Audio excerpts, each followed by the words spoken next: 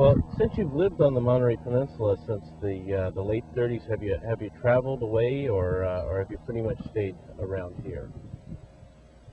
Well, I've been here pretty steadily since 1937, outside of occasional forays into the Old West, so to speak. I used to go to Central City to draw and paint, and that was a very rich area.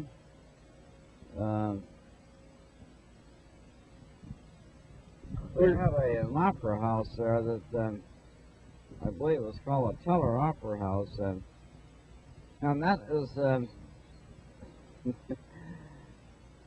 that features, among other things, a face on the barroom floor. That was from one of Robert W. Service's poems. And there's a face on the barroom floor in the Teller House in Central City, and there's also one, there used to be one, in Virginia City. Who are some of the influences that have been significant in your life, Sam? Well, that's kind of hard to say. I think, John Maron, for instance, has been an influence. I'm talking also about the painters of watercolor that I like Charlie Birchfield, for instance. And, of course, Arthur Dove did some watercolors, too. So those people have influenced me. When I came here, I had a couple of lessons from Paul Whitman, who was a painter of watercolors and lived here for quite a while. But after that, I just started painting on my own, and that's pretty much what I've done. I haven't had any lessons, really, outside of just teaching myself, mostly. What are some of the things you're proudest of in your life, major accomplishments, and just significant things that made you proud? Oh, Well, that's sort of difficult to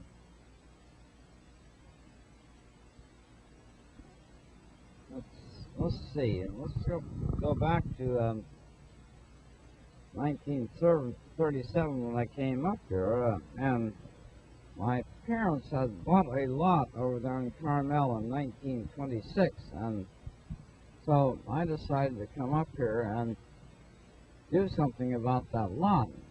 Well, I did. I had a house built on the lot, but I never lived in that house. Instead, there were four of us who lived together for quite a while: Bob Smith, Bill Nye, and Manuel Moses Davis, otherwise known as Dave. So we had 2 or 3 different places there. We call each one of them Sports and Spenders Club. So those are some of your early bohemian days there in Carmel. That's right, the early bohemian days in Carmel. I love that. Huh. Well, over the years, have there been mistakes that you've made that you've learned from in your life? Oh boy, I guess so. I'm sure there have been.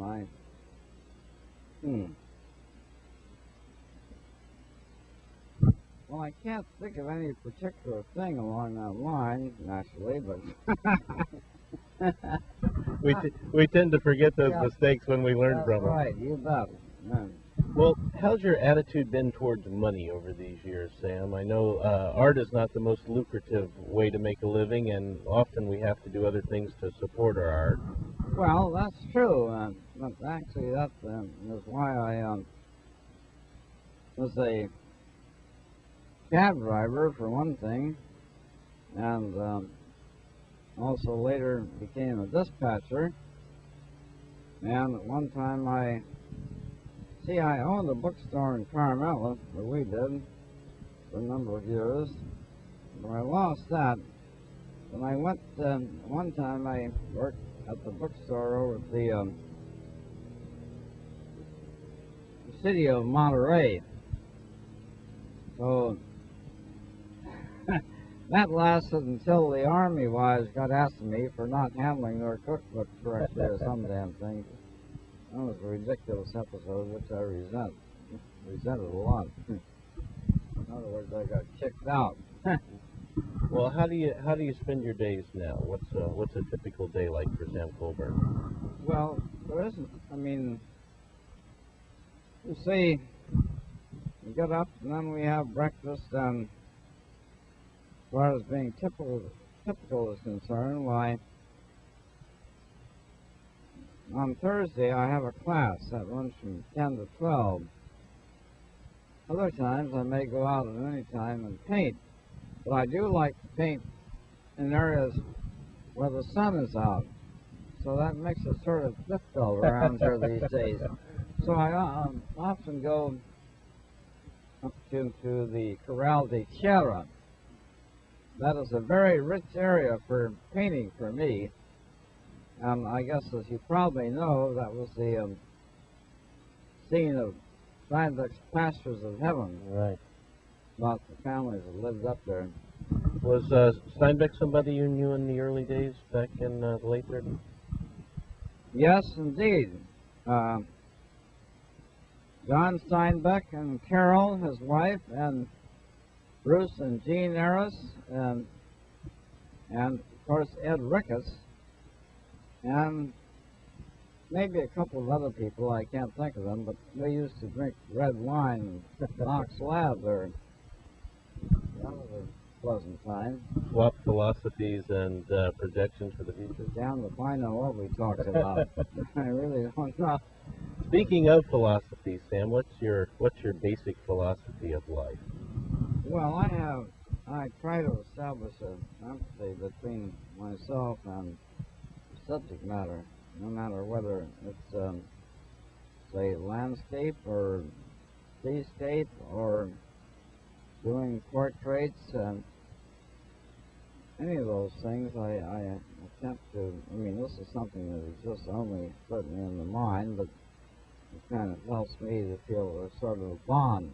I'm not particularly interested in painting stuff that I don't feel an affection for or some attraction. See, I've been painting, I've also been painting surfers. I don't go out on the ocean with a sketchbook. That's the only instance where I have to work from photographs. Sam, in conclusion, what are your plans for the future?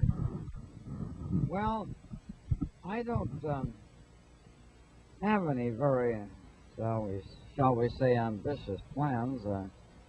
I simply paint, and I have shows. I teach a class. That kind of keeps me busy.